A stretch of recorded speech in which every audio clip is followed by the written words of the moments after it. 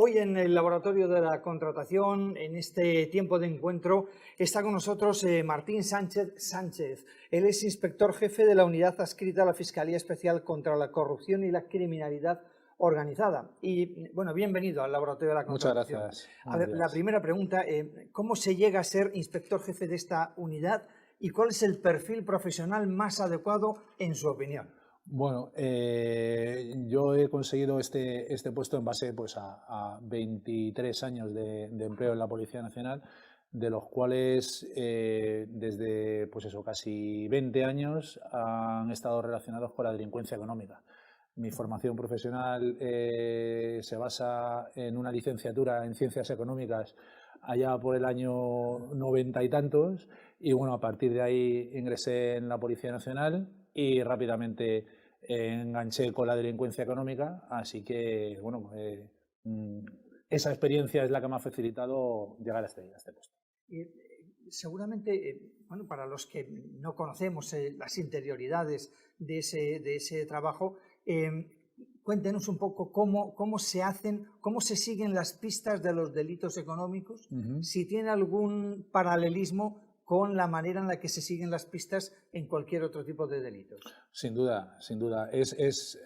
Al fin y al cabo, la investigación es una metodología científica a través de la cual tenemos una duda y llevando a cabo determinadas comprobaciones a la que cualquier otra persona podría llegar, obtenemos el resultado deseado, que es comprobar o no la verosimilitud de un hecho delictivo. El seguimiento del dinero se ha convertido en algo fundamental hoy en día en la criminalidad, porque el crimen organizado genera muchísimos beneficios económicos, y para acabar con esa financiación de la propia estructura orgánica del grupo organizado e impedir que sigan beneficiándose de esos extremos, pues hay que hacer el seguimiento del dinero para apropiarse de él y quitarle todos los bienes, inmuebles, coches y cuentas bancarias, y ponerlas a disposición del Estado para que la ciudadanía, bueno, pues de alguna manera recupere ese dinero que ha sido sustraído. ¿Y qué peso tiene en esa tarea de investigación? ¿Qué peso tiene, digamos, las pruebas y los testimonios, a diferencia de otro tipo de delitos?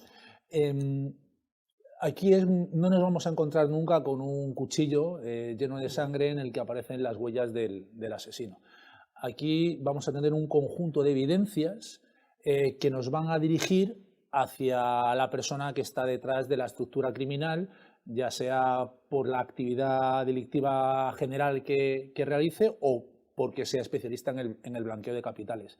Entonces, todo son un conjunto de evidencias que nos van a conducir hacia ese objetivo. No vamos a tener una prueba genérica o de peso, sino un conjunto de evidencias, de pruebas indiciarias que nos llevan a descubrir al presunto autor de los hechos.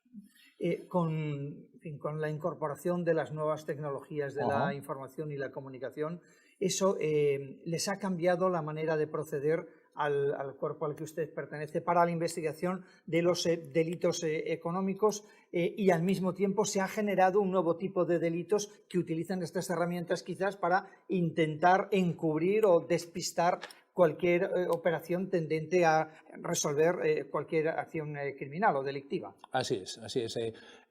Las tecnologías forman parte de nuestro día a día, y darle la espalda sería, además de contraproducente, absolutamente estúpido. Tenemos que aprovecharnos de ellas. Y bueno, en nuestro día a día el ordenador es fundamental. Programas de análisis de cuentas bancarias para ver de dónde viene el dinero, a dónde va el dinero, por dónde pasa, sistemas que nos ayudan a ver esas transacciones de una manera gráfica, que son los típicos dibujos que todos vemos cuando sale en los periódicos. Es un programa, bueno, un programa que es muy utilizado por las fuerzas y cuerpos de seguridad del Estado, que de alguna manera fortalece los informes, porque En negro sobre blanco, 40 folios son bastante densos y provocan hasta pereza en algunas ocasiones, pero cuando tienes un dibujo que de manera gráfica ayuda a comprender esas transacciones financieras, pues es mucho mejor. Y, por supuesto, en las redes sociales y medios de comunicación a través de telefonía y demás, pues están suponiendo una ayuda para el delincuente y, bueno, a nosotros nos dificulta un poco más llegar al rastro del dinero y del delincuente, pero, bueno, también las utilizamos en nuestro favor. Claro, porque quizás lo más básico sea pensar, hombre, pues si hay un delito económico es, por ejemplo, un caso de corrupción. Alguien que utiliza su puesto o su estatus social, especialmente en las empresas públicas, para derivar una parte del dinero a otros fines que no son los establecidos. Yo no sé si eso uno desde fuera tiene la percepción de que solamente ocurre o que los principales responsables son, digamos, los cabeza de lista, los que están en la cúspide de ese entramado. Pero también hay trabajadores que no sé si queriendo o sin querer participan de ese tipo de actividades delictivas. Por supuesto, por supuesto. Hasta hace no mucho, hasta el año 2015, el legislador no ha metido mano, y permíteme la expresión, de una manera mucho más fuerte lo que es la corrupción, porque estamos viendo nuevas figuras dentro del campo de la corrupción, como es la corrupción privada, la corrupción entre particulares, como no todo el mundo tiene su responsabilidad, y el hecho de que no, a mí mi jefe me dio este papel para que lo firmara, yo no tengo nada que ver, el hecho de que esté tu firma en ese papel te hace responsable del contenido del mismo, y entonces hay veces que hay que pensar mucho si debes firmar ese papel, si tienes dudas o no tienes dudas. La obediencia debida, que es algo típico militar o policial, ni siquiera la contemplamos nosotros, no hay obediencia debida. Si a mí me dan una orden ilegal, no tengo que cumplirla. Pues igual pasa con el empleado, ya sea del sector público o del sector privado. El hecho de que te mande tu jefe algo que crees tú que es ilegal no te obliga a firmarlo. Y puede derivar en unas responsabilidades penales. Y si desconoces que ese trámite, por ejemplo, puede suponer un delito, entonces, digamos, ¿sería un atenuante o no? Bueno, me viene a la mente el desconocimiento de la ley no exime de su cumplimiento, por un lado, y segundo, el susto se lo iba a llevar, porque eso no lo decide la policía, lo decide a lo mejor el juez o el Ministerio Fiscal ejerciendo la acusación. De primeras, si yo tengo evidencias bastantes sobre una persona que haya podido cometer un hecho delictivo, yo la voy a tener y la voy a poner a disposición judicial. Y después el juez determinará sus responsabilidades y el fiscal verá si ejerce la acusación o no, pero de primeras no es responsabilidad de la policía. Es decir, si tú has cometido un hecho delictivo, lo normal es que te detengan. Y otra cuestión, antes lo comentaba, pero cuando se habla en general de delitos de corrupción, uno enseguida se va a instituciones públicas, pero también en el ámbito privado existe esta figura, ¿no? Efectivamente, existe esa figura con el 286 y el 286 bis y del Código Penal. Pero bueno, lo más conocido que tenemos ahora en los medios de comunicación puede estar relacionado con el amaño de los partidos de fútbol, por ejemplo. Eso es una corrupción privada que está penada en el Código Penal, pero el favorecer a otra persona en el ámbito privado en perjuicio de otras, habiendo dinero de por medio, ejerciendo una actividad no del todo ética, puede derivar en responsabilidades penales también, efectivamente. Y otra cuestión, claro, los delitos que ustedes investigan en el ámbito o en donde, digamos, estamos en la esfera pública, ¿tienen un proceder diferenciado al que sería en un ámbito privado? ¿O se sigue exactamente los mismos procedimientos? Bueno, muchas veces lo que cambia es quién denuncia. En el sector público puede saltar la noticia del hecho criminal por muchas vías. Un testigo e incluso, bueno, pues el mismo Tribunal de Cuentas que emita un informe diciendo que la actividad seguida por esa empresa pública parece un poco turbia, a informes del SEPLAC, que es el Servicio Ejecutivo para la Prevención del Blanqueo de Capitales e Infracciones Monetarias, que depende del Banco de España y que aporta muchísimas informaciones de transacciones económicas cuanto menos sospechosas. Y en el sector privado generalmente es pues el ciudadano que ha visto determinada actividad pues en una comunidad de vecinos y puede sospechar que a lo mejor el administrador o el presidente está desviando fondos. Bueno, pues hasta hace no mucho esa actividad a lo mejor estaba un poco diluida y ahora el legislador lo tiene bastante claro y puede tener responsabilidades penales, por supuesto. ¿Y cuáles serían las cuantías? No sé si eso lo tienen así establecido, de a partir de tanto dinero, en fin, ¿es un delito o no es un delito, es una falta? No, con el tema de la corrupción y la delincuencia económica en general, podríamos encontrar a lo mejor una cuantía en los 120.000 euros de cuota defraudada en el fraude fiscal. Pero si en la investigación se desprende que eso, sin llegar a esa cuantía, se está cometiendo el hecho delictivo en el entorno de un grupo criminal, da igual la cuantía, porque si se detecta antes, se puede acabar antes con el problema. Entonces, en el nivel de delincuencia económica, corrupción, no hay un límite económico que determine si es un delito grave o un delito menos grave.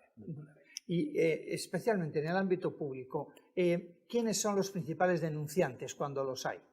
Bueno, pues te encuentras de todo. Generalmente la agencia tributaria denuncia y colaboramos mucho con ella porque detecta determinados movimientos.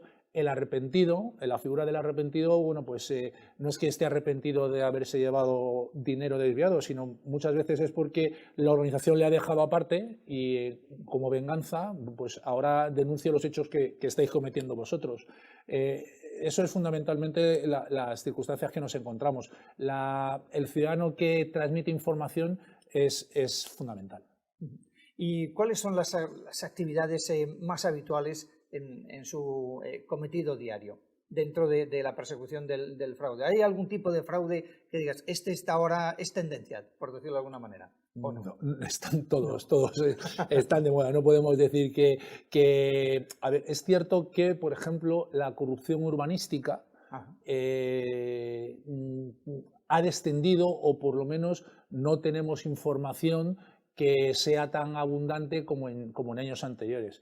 El control de las administraciones públicas, los tipos penales y la concienciación de la gente ha hecho que ese fenómeno delictivo de hace unos años se haya visto reducido considerablemente. No quiere decir que no siga habiendo, que también sigue habiendo, pero es cierto que se ha reducido. La corrupción, siendo un problema para España y cualquier país de la Unión Europea, cada vez importa más a los españoles y estamos viendo que cada vez hay menos temas vinculados con la corrupción, precisamente por eso, porque el español se está concienciando de la importancia de la transparencia y de hacer las cosas, bueno, pues por lo menos desde un punto de vista ético.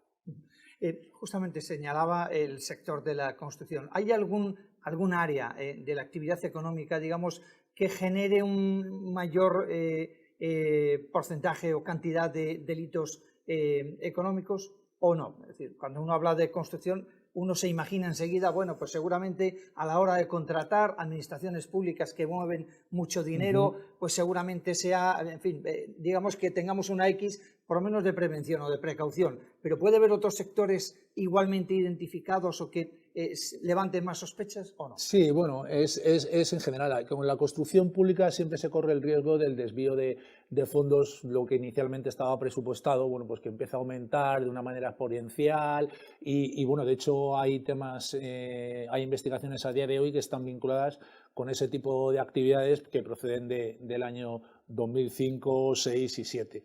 Eso es habitual, pero también en el sector de la construcción, según lo estabas comentando, se me vino a la mente una anécdota de un asunto en una determinada población.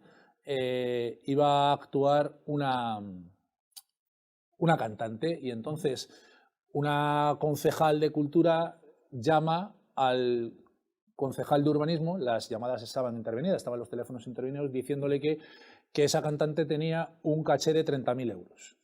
Entonces, el de urbanismo le dice que él se encarga y el de urbanismo llama a un constructor y le dice, bueno, ¿te acuerdas esta licencia de primera ocupación que tenías que estaba abajo del todo? Bueno, pues para que pase a estar en la primera son 30.000 euros. Entonces, pagó y con esos 30.000 euros se pudo hacer la actuación. Desde el punto de vista de los concejales, no habían hecho nada malo porque era todo bien para el pueblo y era, bueno, quien salía beneficiado era el ayuntamiento. Evidentemente estaban cometiendo un hecho delictivo. Entonces, bueno, las maneras para obtener fondos y para delinquir son infinitas, tanto como la imaginación del delincuente quiera. Y otra cosa es si es consciente o no, si piensa que está cometiendo un hecho delictivo, como era el caso que ellos decían que no habían hecho nada malo. ¿Y nos puede comentar algunos de los procedimientos habituales cuando van a llevar a cabo alguna actuación de estas que habitualmente vemos por los medios de comunicación y que son espectaculares? Porque vemos, en fin, pues un grupo bastante numeroso de funcionarios policiales acudiendo a la sede de una empresa, por ejemplo, una institución, sacan cajas, ordenadores, discos duros, en fin, uno tiene la sensación de, bueno, ¿qué es esto y por qué va tanta gente? Porque no parece que haya ningún peligro de muerte o en fin, de agresión, ¿no? Bueno, nosotros cuando llevamos a cabo ese tipo de actuaciones siempre lo hacemos con mandamiento judicial. No podemos hacerlo de otra manera. Estamos autorizados por la autoridad judicial para llevar a cabo esa diligencia. Y la razón por la que se lleva a cabo esa diligencia es para, fundamentalmente, tratar de obtener nuevas evidencias o nuevas pruebas o evidencias y pruebas que confirmen las hipótesis llevadas anteriormente. Y no nos podemos arriesgar a perderlas. Entonces, nuestra actuación debe ser sorpresiva, porque si no, no tiene sentido, porque si no el delincuente puede destruir las pruebas, y asegurando que todo lo que pueda estar vinculado con los hechos delictivos llegue a la autoridad judicial.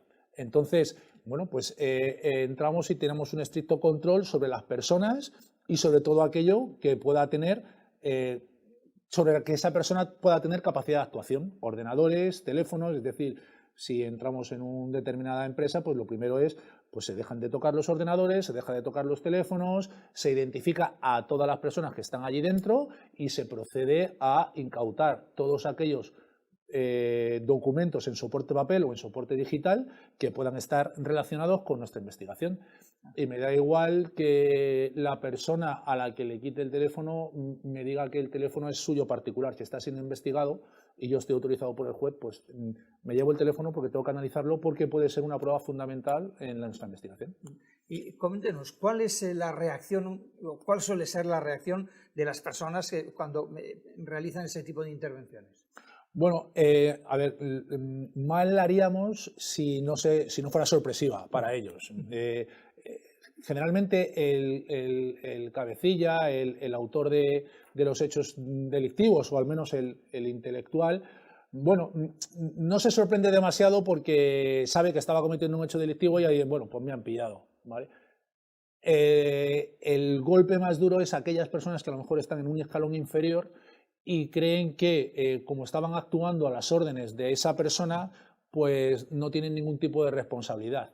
Bueno, pues eso ya es relativo y habría que valorarlo. Entonces, esas otras personas, bueno, pues se pueden encontrar con el conocido como la conocida pena del telediario, como que de repente aparezca su nombre vinculado a esta otra persona y el día de mañana pueda tener problemas a la hora de pues, encontrar un nuevo empleo. Bueno, es difícil para esas personas porque quedan de alguna manera señaladas, claro.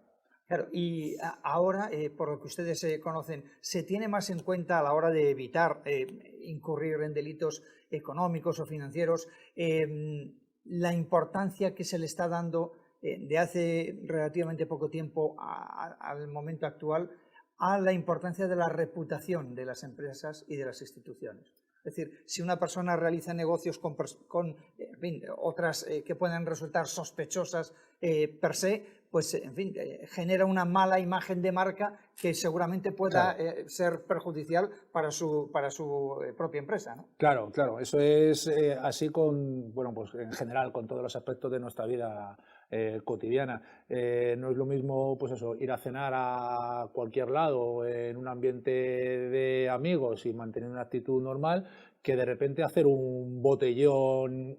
No sé si me explico. Es decir, si tú quieres dar una imagen de empresa seria, con reputación, que puede perfectamente la administración pública confiar en ti para llevar a cabo determinadas actividades, lo normal es que lleves un comportamiento coherente a ese tipo de comportamiento, a lo que tú pretendes.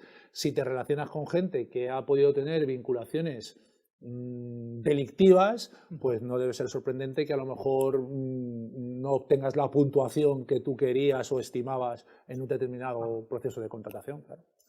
Y otra cuestión, cuando realizan ese tipo de procedimientos y de intervenciones, se llevan los ordenadores, cajas de papeles y tal, Sí. Uno se imagina, bueno, pero ¿cuánta gente hace falta súper especializada para poder indagar en los teléfonos móviles, en los discos duros de las personas que se les haya requisado? Pues claro, y la cantidad ingente de documentos, Sí. de correos electrónicos, Sí. ¿cómo se hace eso?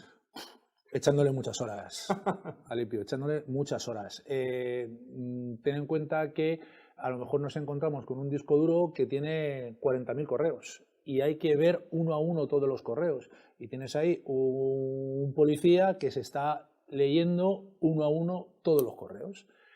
Bueno, pues estructura lo que hablamos, una metodología de trabajo, porque al fin y al cabo cualquier investigación tiene que tener un fundamento científico. Bueno, pues puede establecerse una base de datos Access o Excel y ver de quién va, a quién va, cuál es el asunto, qué fecha. Y bueno, una vez que tienes ese conocimiento de los 25.000 correos y los tienes estudiados, puedes establecer una hipótesis o no, pero es poca gente de la que se dispone y mucho trabajo porque pues eso, examinarse 25.000 correos, examinar discos duros de 1 tera en muchas ocasiones, ayuda, lo que comentabas anteriormente, la tecnología. Si yo estoy investigando una licitación pública, bueno, pues me basaré sobre todo en documentación, en soporte Excel, el Contaplus, determinados programas que son los que voy a examinar. Si hay películas, si hay fotografías, pues a lo mejor no me interesan tanto y esas ni siquiera las miro porque no me va a dar tiempo. Pero lo demás se mira a conciencia. Y imagino que también como consecuencia de esos procedimientos de trabajo y de investigación será bastante frecuente la colaboración con otros cuerpos de las fuerzas de seguridad del Estado, nacionales e internacionales, entiendo. Por supuesto. El delito hoy en día es transnacional, porque no hay ningún tipo de investigación de cierto calado que no traspase nuestras fronteras. Es imposible. Entonces, vista esa situación y con el soporte que da también que tenemos un sistema económico global, hay que apoyarse a nivel internacional pues en Eurojust, en Europol o en otros colegas. Hace muy poco hemos tenido un equipo conjunto de investigación apoyado por Eurojust con la Guardia de Finanza italiana. Y es habitual en Europa llevar a cabo ese tipo de investigaciones. En España, por supuesto, colaboramos con... Nosotros somos una unidad central, pero colaboramos también con territoriales. El hecho de que mi equipo trabaje en Madrid no es óbice para que tengamos investigaciones con Barcelona, con Valencia, con Málaga, porque es imposible dar abasto con todo. Colaboramos también con Agencia Tributaria y tenemos investigaciones conjuntas con la Agencia Tributaria, tenemos investigaciones conjuntas con la Dirección Adjunta de Vigilancia Aduanera, tenemos investigaciones conjuntas con Guardia Civil. Es decir, esto es una lucha de todos y todos juntos somos mucho más fuertes. Entonces, siempre que podamos, vamos a tratar de unirnos. Muchas veces el delincuente piensa que por estar en una población, no, pues aquí está la Guardia Civil, como a mí me investiga la Policía Nacional, estoy salvado. Pues se equivoca de pleno, vamos.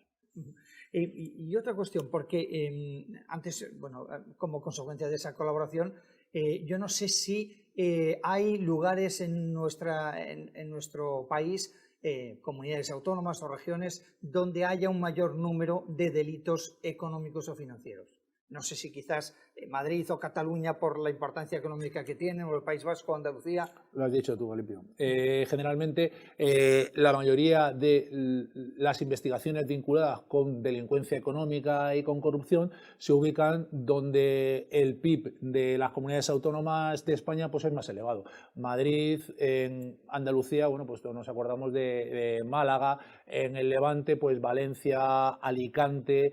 En todo lo que es Cataluña tenemos Barcelona, en el norte, bueno, pues tenemos investigaciones por el norte en general, es decir, no hay ningún punto específico que brille más que los demás, pero sí es cierto que donde hay más dinero, bueno, pues el delincuente tratará de obtener sus beneficios.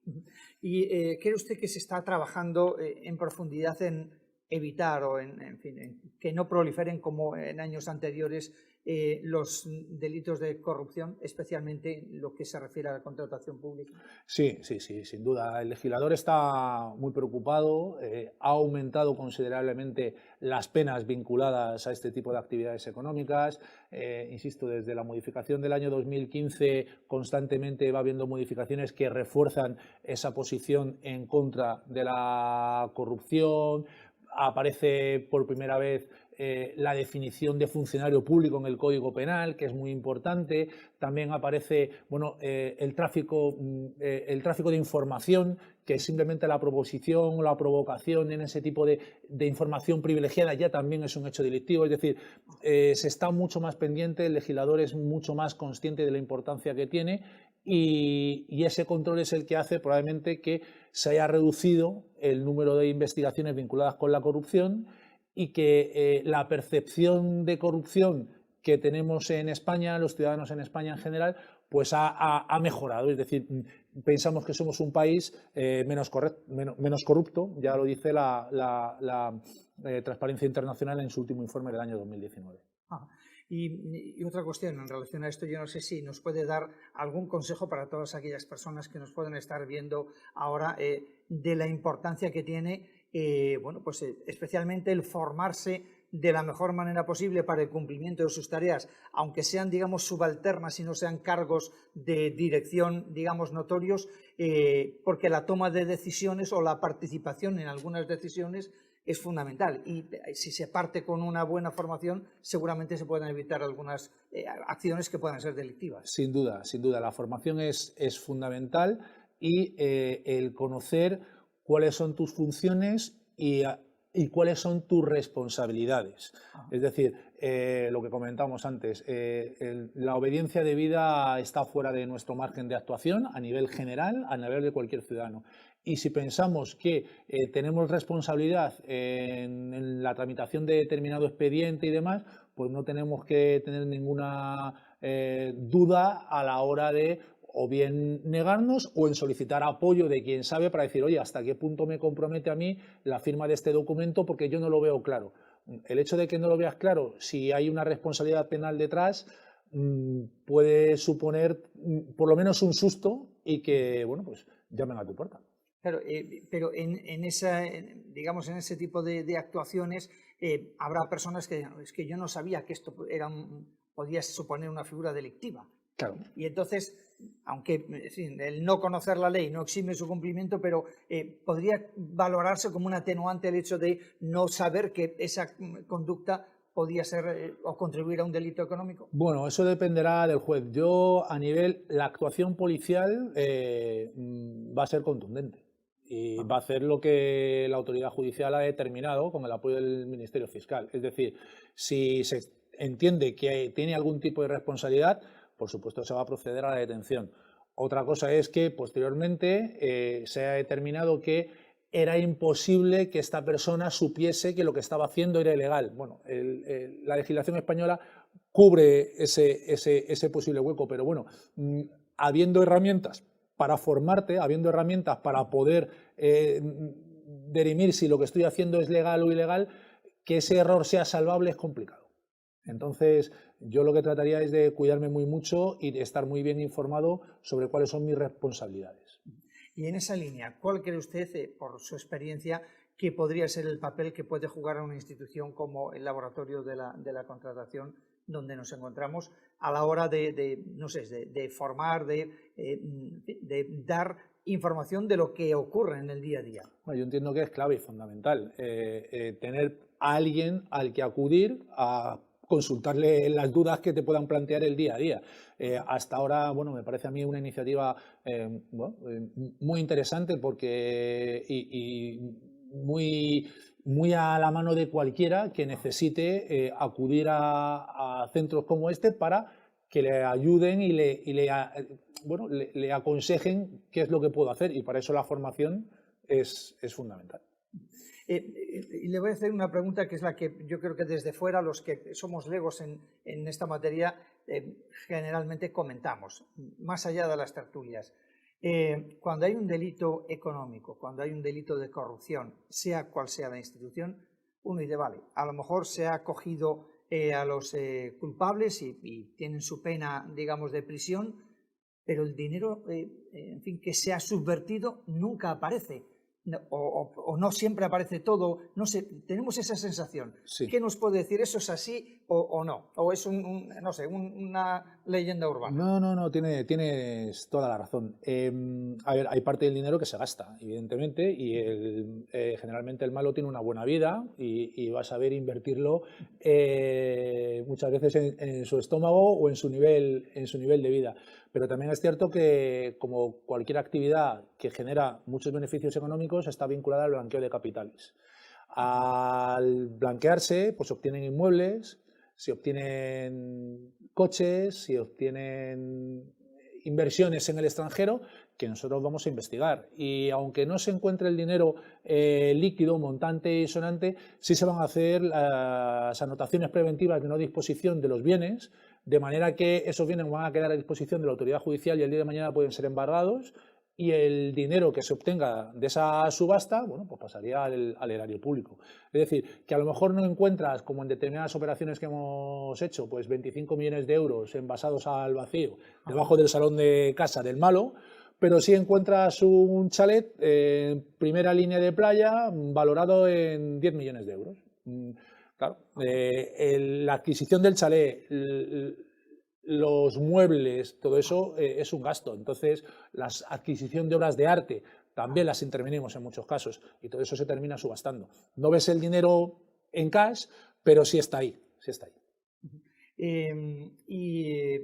Otra cuestión, que yo no sé hasta qué punto, en fin, forma parte también de las interioridades de lo que es su trabajo, pero no sé si cómo llegan ustedes a realizar las intervenciones telefónicas, a establecer todo ese procedimiento para seguir la pista de esos indicios y si al final puede haber una pena por indicios.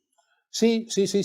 La delincuencia económica, una de sus puntos clave es que pueda haber pena por indicios, porque es muy complicado encontrar una prueba lo suficientemente contundente como el ejemplo que ponía antes del cuchillo con las huellas. Sí se puede llegar a una prueba por indicios, es complicado, pero sí se puede llegar. Y las intervenciones telefónicas lo que dan fundamentalmente es mucho trabajo. Pero bueno, te terminas conociendo la vida y obra de los malos, con quién se relacionan, qué es lo que hacen, y todo eso, por supuesto, siempre se hace con mandamiento de la autoridad judicial, porque no hay otra manera de hacerlo, y todas las conversaciones se remiten a la autoridad judicial. Lo que pasa es que el extracto de las más importantes del contenido de las más importantes es sobre la que trabajamos. Pero claro, para conocer a nuestro investigado, pues escuchamos todas. Hay malos que hablan muy poquito por el teléfono porque son más parcos y hay otros que se tiran horas y horas. Y todas esas conversaciones hay que transcribirlas. Y eso genera también muchísimo trabajo. Pero bueno, para eso somos policías. Y siguiendo en esa línea, si una persona, imaginemos un caso de corrupción en una institución pública, un trabajador, un funcionario, empieza a sospechar y graba, por ejemplo, conversaciones en las que están presentes otras personas, esas conversaciones grabadas, por ejemplo, con el móvil, ¿sirven como prueba o no se consideran como tales? No sé si fue la semana pasada, se tomó una declaración en la UDEF con F de una persona que presentaba una grabación de unas conversaciones que tenían toda la verosimilitud de estar relacionadas con una práctica ilegal. Y ella lo ha presentado, por lo menos nos va a servir de base para abrir una investigación. Y a partir de ahí ya verá la autoridad judicial qué fondo tiene o no, pero de momento a nivel policial te puede servir para abrir una investigación. Entonces, bueno, es una vía más.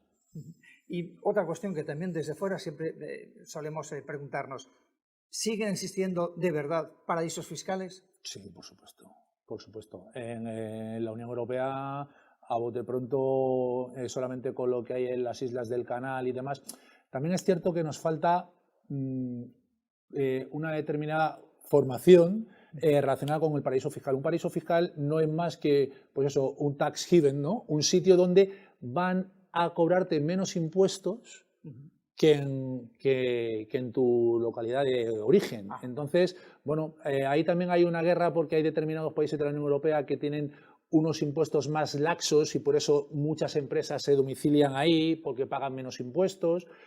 Lo que la ciudadanía entiende como paraíso fiscal sería algo así como no solamente pagan menos impuestos, sino además tienen una opacidad absoluta con respecto al banco, es decir, tienen un secreto bancario muy contundente, pueden actuar de una manera fiduciaria, es decir, ni siquiera el propio titular de la cuenta muchas veces da las órdenes, sino que el banco actúa por su cuenta porque tiene unas instrucciones dadas iniciales del dueño de la entidad de la cuenta bancaria.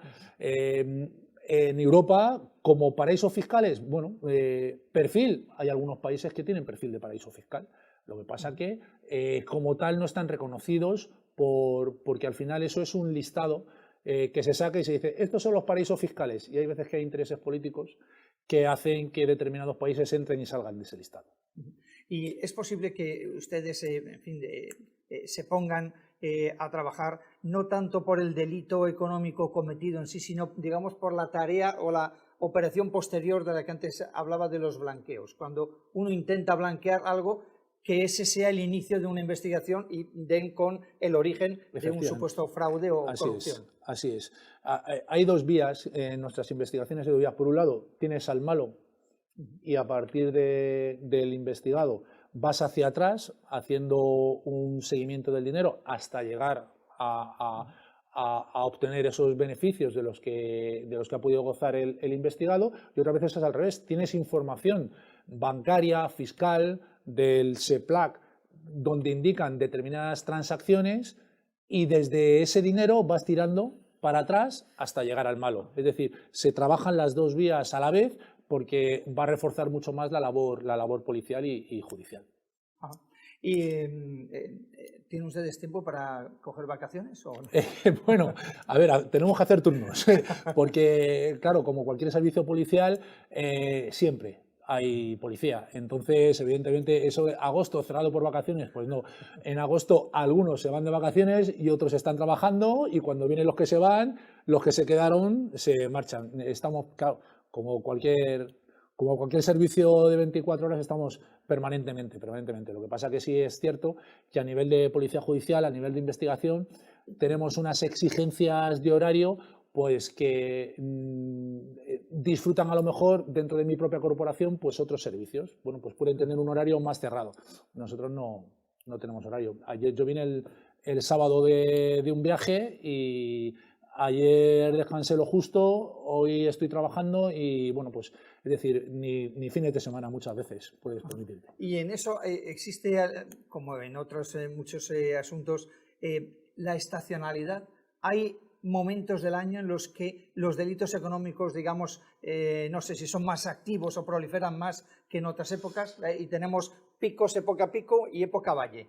Bueno, casualmente, vinculado a la corrupción y a la contratación y las vinculaciones políticas que siempre tienen estos hechos delictivos, las épocas cercanas a elecciones a los ayuntamientos, elecciones generales o cualquier tipo de votación, bueno, pues es más proclive a que de repente aparezcan determinadas denuncias. Sí, sí.